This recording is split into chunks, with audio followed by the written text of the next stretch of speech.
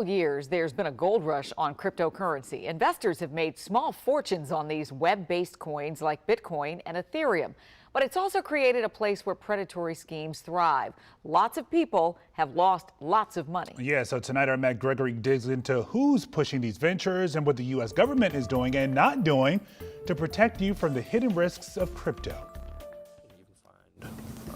In the spring of 2021, Coinbase. University of Maryland senior Ronit Talater noticed something happening online. A lot of these kind of gaming YouTubers, I had watched a lot of them and seen that they were promoting cryptocurrency. Seeing that kind of sparked my initial interest. Doing some research, Ronit found it wasn't just gamers. Dozens of social media influencers were using YouTube, Twitch, and Instagram to spread the word. Why even drive your fans to these types of coins?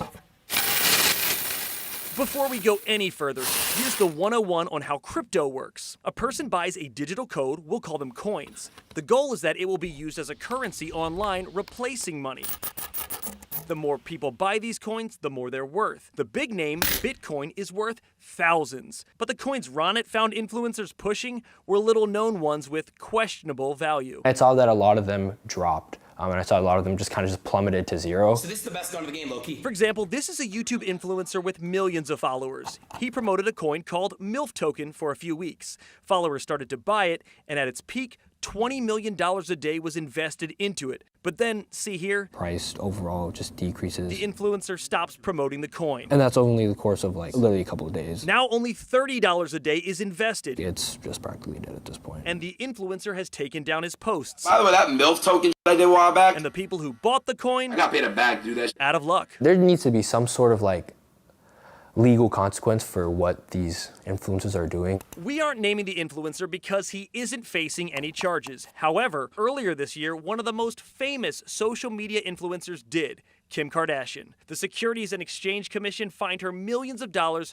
for not disclosing she was paid to promote a coin offered by Ethereum Max. It has been the Wild West. Congressman Don Beyer of Virginia wants to rein in crypto. It's a phenomenon that cries out for meaningful guardrails. But before you can put up guardrails, you have to understand who puts them up. Right now, there are two different agencies that oversee different aspects of crypto. So for example, the Commodities Futures Trading Commission handles Bitcoin, but the SEC handled Ethereum Max. Still, no one has claimed MILF token.